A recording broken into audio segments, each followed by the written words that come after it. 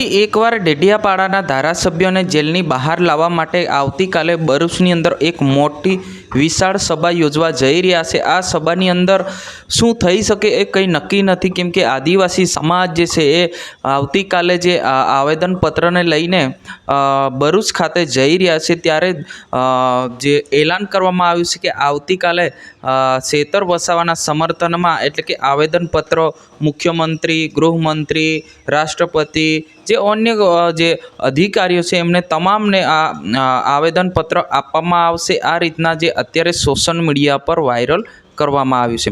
નમસ્કાર મિત્રો, વિડીયોમાં તમારું સ્વાગત છે। વિડીયોને અંત સુધી જોજો અને આપણી ચેનલ પર નવા તો ચેનલને સબસ્ક્રાઈબ કરીને લાઇક કરી નાખજો, કેમ કે મિત્રો તમને ખબર છે ગુજરાત બલની માહિતી છે એ તમને આ વિડીયો પર અમે પ્રોવાઈડ કરતા હોય છે।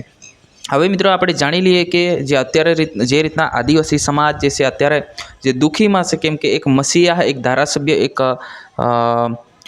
લોકોની સેવા કરતા એવા નેતા જે અત્યારે જેલમાં છે, ત્યારે એને છોડાવવા માટે લોકો લગાતાર મહેનત કરી રહ્યા છે। ત્યારે આવતીકાલે ફરી એક મોટી સભા કરવા જઈ રહ્યા છે। આ સભાની અંદર એક આવેદનપત્ર આપવામાં આવશે। આવેદનપત્રની અંદર એવું લખવામાં કે ખેતર વસાવાને જલ્દી રિહા કરવામાં આવે અને એમની સજા જે છે માફ કરવામાં આવે અને નિર્દોષ એમને છોડવામાં આવે। મોટો પ્રશ્ન એ છે કે ખેતર વસાવાની જામીન અરજી કરવામાં જ નથી આવી, કેમ?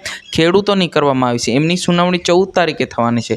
14 તારીખે એટલે કાલે નહીં અને મંગળવારના રોજ એમની સુનાવણી થવાની છે, અને કદાચ જે જામીન પણ મળી શકે છે। આપણે ચોક્કસ નથી કહી શકતા, પરંતુ જે રીતના આવેદન કરવામાં આવ્યું, જે રીતના અપીલ કરવામાં આવી છે હાઈકોર્ટ દ્વારા, એમની જામીન જે છે એ મંગળવારના રોજ સેશન કોર્ટમાંથી જે કરવામાં આવી હતી એ હવે હાઈકોર્ટમાં એમને મળવાની છે। હવે આપણને જોવાનું એ રહ્યું છે કે મંગળવારે હવે જામીન મળે છે કે નહીં મળે, એ આપણે મુદ્દા પર વાત નથી કરતા, પણ આવતીકાલે જે મોટી વિશાળ રેલી કરવા જઈ રહ્યા છે, આ વિશે તમારે શું કહેશે જરૂર કોમેન્ટ કરીને બતાવજો। આજની વિડીયોની અંદર બસ આટલું જ। જય હિન્દ।